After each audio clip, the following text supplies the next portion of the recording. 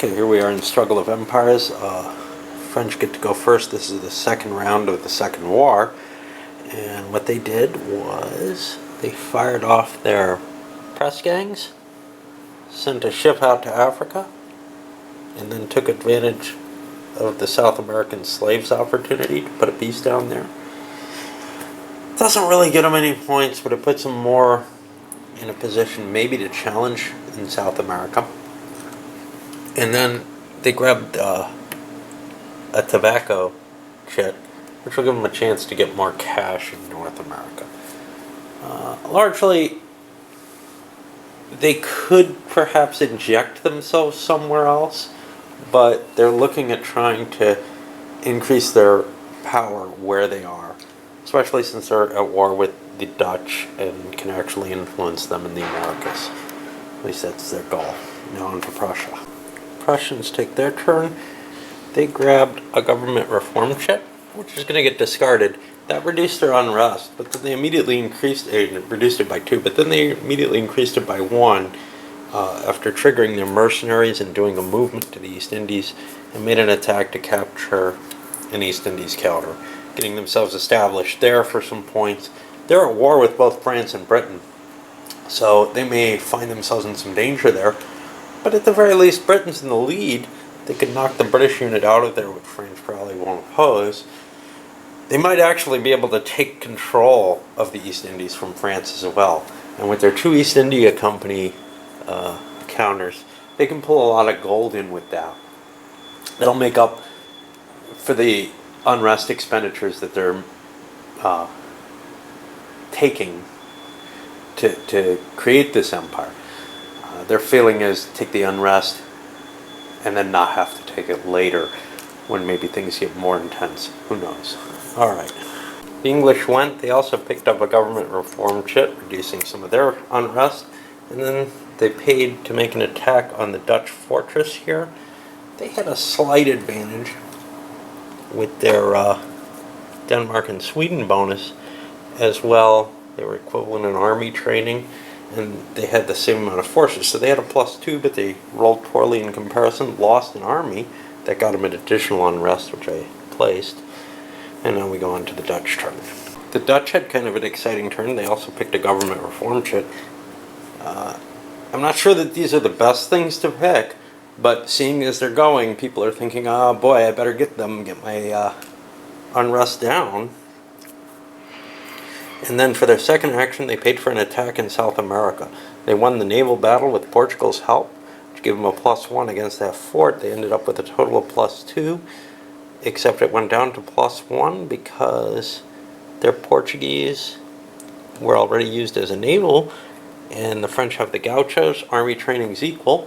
They still managed to defeat the fort. That handed 2 unrest markers to the French for those battles, as well as pretty much taking South America. They want all of South America because they have the gold mines. Again, money has been a real problem for people. A lot of money means that you can do more things without getting a lot of unrest. France isn't exactly in a leading or commanding position, but the Dutch feel like they need to gain that gold at this point.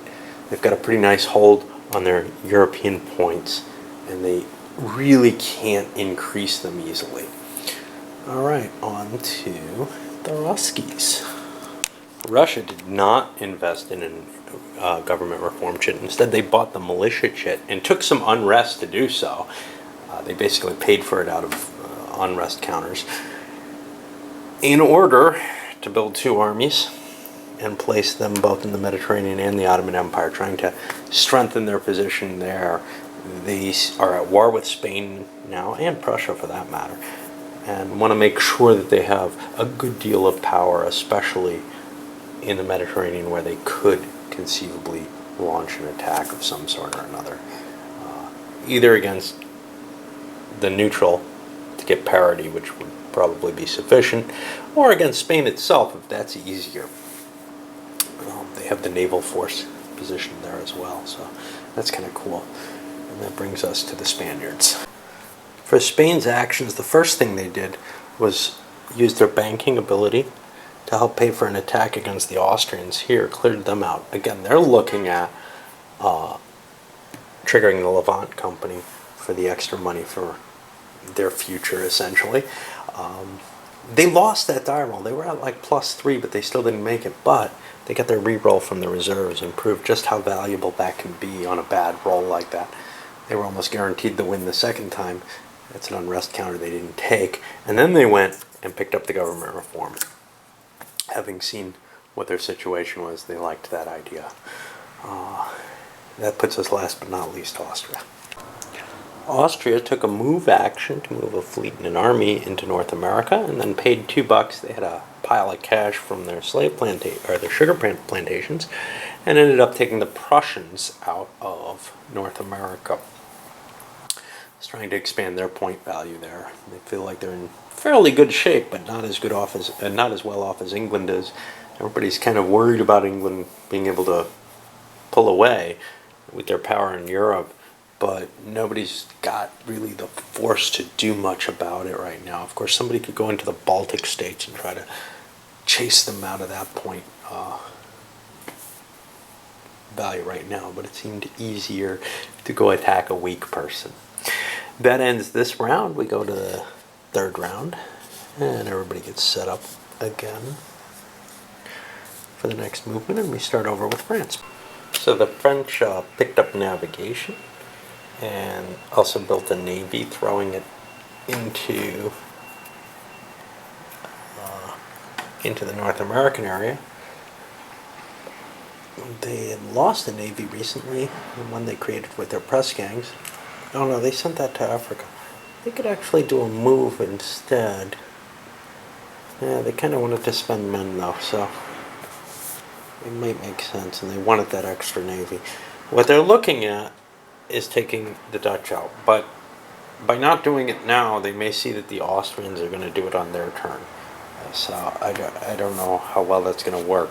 They wanted to get the maximum money from their tobacco, but they're probably not going to get much there.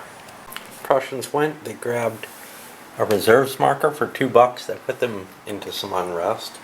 They also attacked the British here. Now they lost the first battle, but again, due to bad roll, again they managed to use the reserve token and get the advantage and win it now.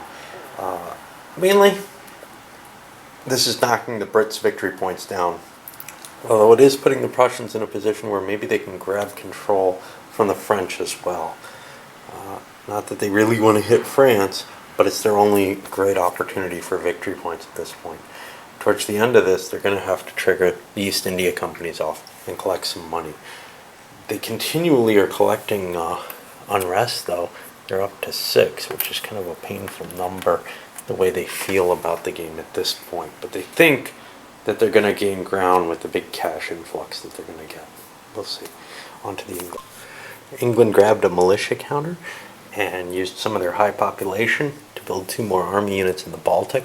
Plans there, of course, are to attack that, try to trigger the value for the Baltic Company.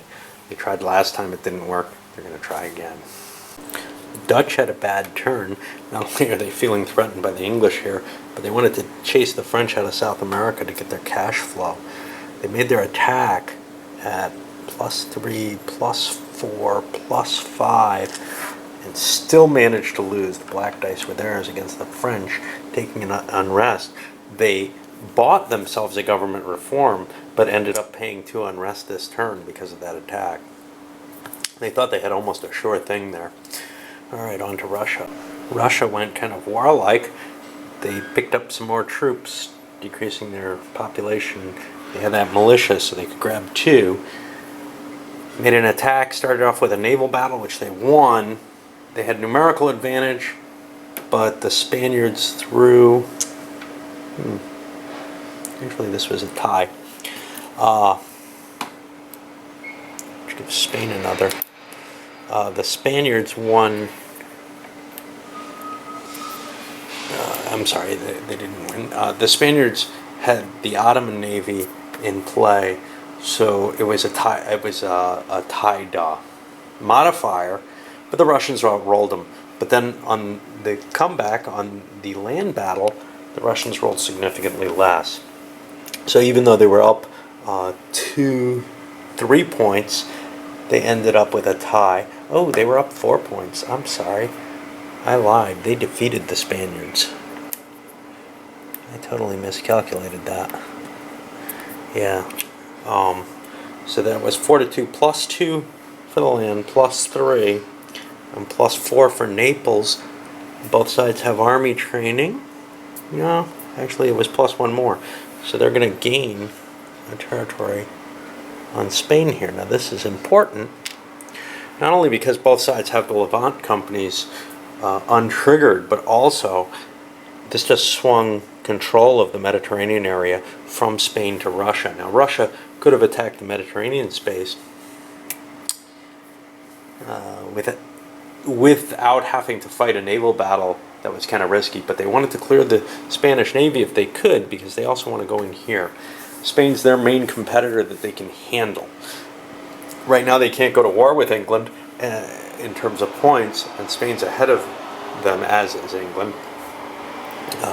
But in terms of the alliances, the Russians can't attack the English. They also aren't in a position to, and they're in a really good position to fight Spain.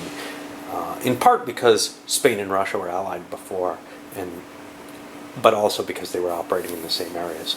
All right, now we go to Spain and see what they can do to recover. They're not in happy shape, except kind of tagging along with England as second cheese there. Not really a retaliation. They built themselves a navy, once again equalizing the naval support chances there with the Ottoman Navy in place, and grabbed in government reform. They think that's going to be important, having very, very low unrest. They may be aiming a little too low at this point, but they want to make sure that they don't get penalized for that. They think some of the other countries, they're in good shape, and keeping their unrest low is kind of a secret way of, you don't look like you have as many victory points maybe as you actually do, because you're not exercising your power as much, but you're also not picking up this debt that may end up costing you heavily later on. All right, on to the last country, Austria. And Austria took a fairly simple move up into North America with 1 unit, and then attacked the Dutch, drove them out of there. Necessary? Probably not. That puts them at a tie in North America with the French, and the French can't really do anything about it. Someone else could, but it's a couple points that they wouldn't get otherwise. No chit draw. They've got a significant, well, a moderate amount of unrest, 4 points. I don't really know how many points other people have as a player, but from my God perspective, I know some people are up around 7. Whereas we also know that the Spanish are down around 1. But it's not the low end that matters. It's the top 2 that you get penalized. All right, well, that's the end of the third, and I'm going to wrap this one and send it up because it's about the right length, and put all the players back into place. And then we'll start again next couple rounds. France gets the next move. Austria's got to be thinking, though, they've got a lot of population, and so do the Dutch.